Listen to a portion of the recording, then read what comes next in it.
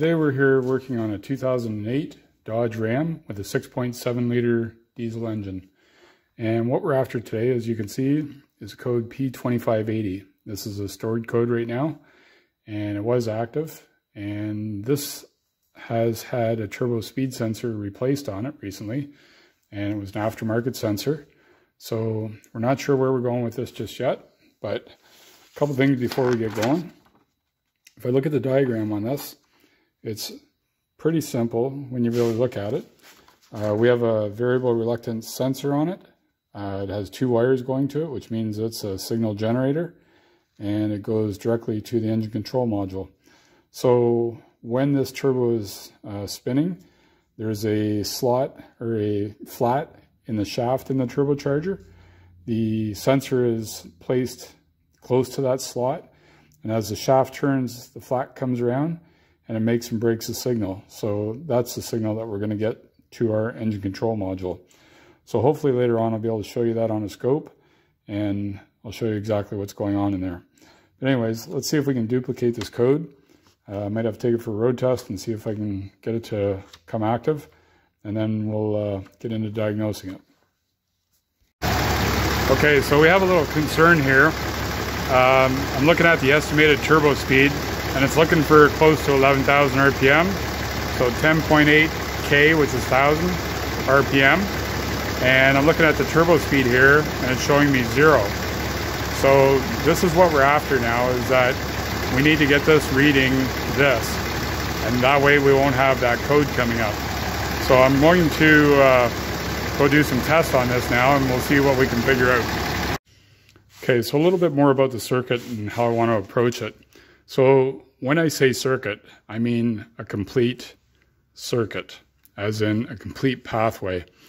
Oftentimes when we're diagnosing things, people will take the easy route and they'll go to the closest connector that they can find to the component that they're going to test.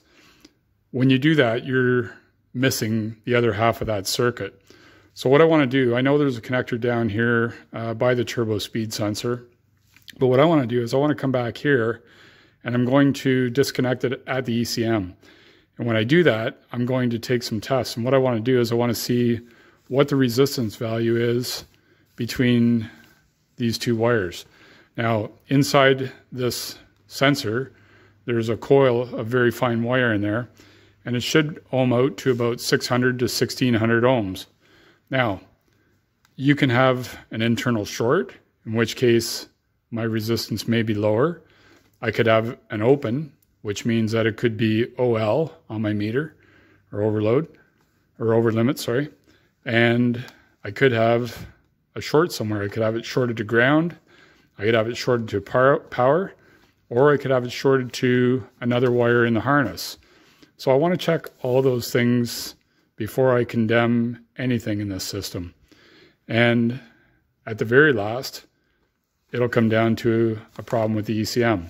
So I'm going to start from here. I'm going to disconnect the ECM, and I'm going to start testing from here. I'm going to test for 600 to 1600 ohms. I'm going to check these wires to ground, and then I'm going to check them to other wires in the harness and make sure that they're not shorted to any of those. By doing that, it should eliminate everything here. So let's start that and see where we end up. Okay, so as you can see, we're at the ECM right now, and we have the two connectors. The one closest to the front of the truck is the C1 connector. The one at the back is the C2 connector. And you can tell right now why we don't want to go down below the truck to do this test properly, because let's face it, it's all oily and everything down here. It's kind of uncomfortable, but there's that connector up there that we have to test from. So a couple things about the connector. When you pull it apart, you want to look at all the pins and make sure that there's no damage to them. I believe this to be a virgin connection. I don't think it's ever been taken apart before. So normally when I get into stuff like this, if it's intermittent, the first thing I would do would be to drag test all the terminals with a known good terminal. So I would take a male terminal and I would go into each of the female sockets there and make sure that there's a good drag on the terminal coming back out. On the ECM, you don't have to do that so much. But on terminals like this, you should always drag test them. So in this case, I'm not going to do it. A, because my drag test tool is far away from me right now. And the other reason is because I know it's a virgin connection. It's never been apart, so this shouldn't be a problem. And unless I suspect that it is, I'm not going to bother with it right now. So anyway, we'll hook up to this and see what we got for resistance to the sensor now and work our way from there. Okay, so now as you can see, I'm plugged into terminals 42 and 43 on the C1 connector. And what I want to see here is hopefully 600 to 1600 ohms. And lo and behold, when I look at my meter, I'm at 1.099 kiloohms, which is basically 1100 ohms. So that is not a good indication for the ECM. Because right now, if that is correct, and if this thing reads a good frequency from it, then this thing should be indicating an RPM, but it is not. So next test I'm going to do is I'm going to check between each one of these wires and ground. And to do that, I'm going to run a wire up to my battery ground post. I don't use engine, I don't use frame, I don't use anything but the battery negative terminal, because that is my zero reference point for any groundwork that I look at. So I'll hook that up. Let's see what we get. Okay, now we're checking each side of that coil for a ground or a short to ground. So in this case, I'm pinned into pin 42, and hopefully on my meter I should read OL. And that is what I have. And because it's a coil, I'll do this anyways, but if I go to 43, it should be the exact same. So if it's pulled to ground, it should do it on both sides. So it's OL as well.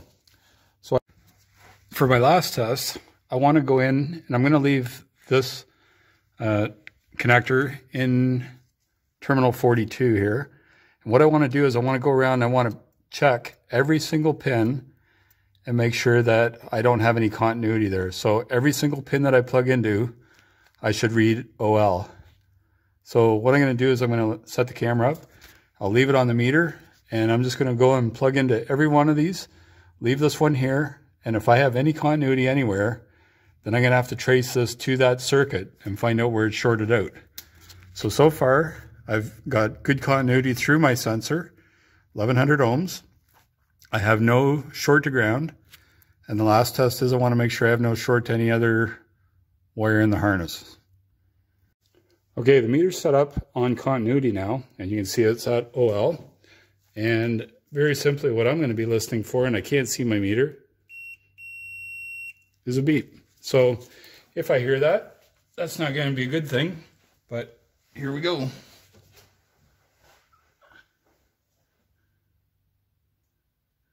You want to make this very quick if you can. So basically all you have to do is go around and check each terminal.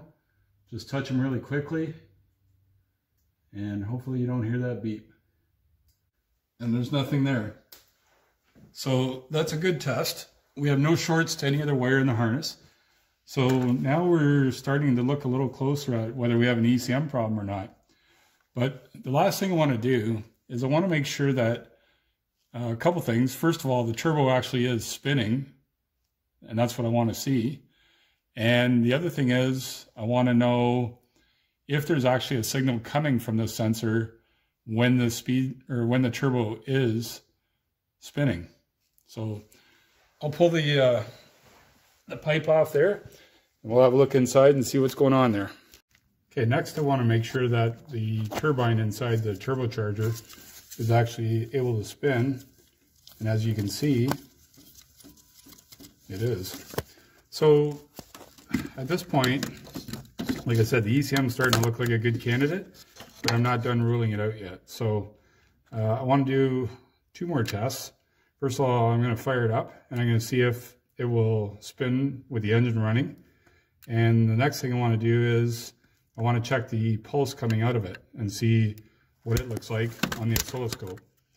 So let's fire it up and see what we get. Okay, so now you can hear the engine running. The turbo is spinning probably a few thousand RPM, and yet there is very, very tiny little signal on this. So I think right now I'm looking at the sensor, and I'm thinking there's an issue with this sensor. So what I'm going to do is I'm going to pull the sensor out, we'll have a look at it, and see if there's something that we can determine to be wrong with it. I've got the turbo speed sensor out now, and if you see what I see, I'm kind of curious on the two seals on here. There should only be one seal, and I have a funny feeling that this thing isn't sitting down far enough to actually catch the flat on the shaft to create that impulse. So what I'm going to do, I'm going to clean this all up and just put the one seal in, stick it back together, and see if everything works. And I have a sneaking suspicion it'll be fine. So we'll go from there. For those of you unfamiliar with a variable reluctance sensor, what I want to do is just show you a quick trick here. But I've got it on the scope, it's hooked up to the two wires, and I've got the turbo speed sensor here and a feeler gauge. And if I just cross this real quick, you can see that there's a little signal generated on the scope there. So, I mean, I could probably reel in on this a little bit closer. And you can see, and it's actually changing the voltage on it. So that little signal there tells me that this thing probably will read. And I'm pretty sure that when I put this back in, this problem will go away. So here we go. Okay, I'm going to try and get a picture of the shaft as I spin it, and kind of got my hands full. Hopefully I'll catch. Okay, so here you can see pretty clearly the flat in the shaft, and that's what the turbo speed sensor is looking for. It's kind of hard for me to hold it all and do it at the same time, but you can see that flat right there, and that's what I'm looking for as far as the shaft is concerned. So when that goes by the sensor, it'll make him break that signal. So let's put this back in, see if we can get a good shot of the signal coming from this, and then we'll hook it back up and get rid of that code. The sensor's back in now, and we've got it running, and you can see again I'm plugged into just the sensor alone, but now I've got a really nice signal on this. So like I said, I think we're on the home stretch. We'll connect this back up, check and see what our turbo speed is reading, and we should be all set to go. One of the things I like to do now is keep a video library of snapshots of waveforms like this. So in this one we're running at 0.5 volts per division and 5 milliseconds. So you can see that we got a nice signal there. And what I've done is I've frozen it, and now I'm going to take a bitmap image of it. And you can see it going across the top there. And now my image is saved. So now I can refer back to this later on if I have another one of these. And like I said, this is a good waveform for my library. This is on an 08 6.7 liter Cummins diesel, and this is a turbo speed sensor signal that you should see. This is based at idle, so this is great. Okay, so here you can see we've got a turbo speed signal being generated now, so I think everything is good. It's a little off what it should be. Me personally, I would go with an OEM sensor on these. I think they're more likely to give you the proper signal. If there's any more trouble with this one, it's going to get a new sensor whether we want to or not, but OEM's the way to go on all electrical stuff. Okay, to finish off this video, I want to have a quick review of what we went over there and just put things into perspective. So first thing I want you to do when you get into a situation like this is obviously you're going to scan for codes, make sure that they are active, and verify the problem. If they're inactive, then you have to try and reproduce the problem. Next, in this case I probably should have done this first, but you want to inspect the turbocharger and plumbing just to see if there's anything obvious that may be causing your issue. I kind of knew the issue before I got started on this video, so I wanted to go through the whole procedure and test out the whole system so that you could see the proper way of going about doing this. Next, I want to review the schematic and circuit operation, and the reason I want to do that is I don't know how you can diagnose things if you don't know how the system works. So in this case, what I wanted to do was I wanted to have a look at the diagram, see how it was set up in terms of circuitry. And oftentimes when you get into much bigger problems, your schematic diagram is going to be probably your best friend. Okay, then I'm going to go in and I'm going to check the circuit, and you see me, I tested for opens, shorts, resistance problems, and I basically went back to the ECM to do all that. That way I can look at the whole circuit. I tested for shorts between wires in the harness, I tested it for shorts to ground, and I tested for opens in terms of looking at the sensor resistance on it. Okay, so next thing I want to do is I want to work my way through the circuit and see if I can find the source of the problem. You can start at the end of the circuit, the beginning of the circuit, the middle of the circuit. It's up to you, but after a while you'll get into a groove where you know exactly where to start with these problems. You want to repair the problem, obviously, and you do that with known good parts. And as you heard in the video, my go-to with electrical is always going to be OEM. That's just my rule. It doesn't apply to everybody. The choice is yours. There are some very good aftermarket companies out there. I just prefer OEM. Verifying the repair. Obviously, when you're finished, you want to go in and you want to make sure that you've got it fixed, and you want to clear the codes. And you clear the codes because you don't want the next guy going in and thinking he's got a problem when he doesn't. So anyway, I hope you enjoyed this video. If you did, please subscribe, like the video, leave a comment if it's constructive. But we hope to see you back here again. So thank you and have a great day.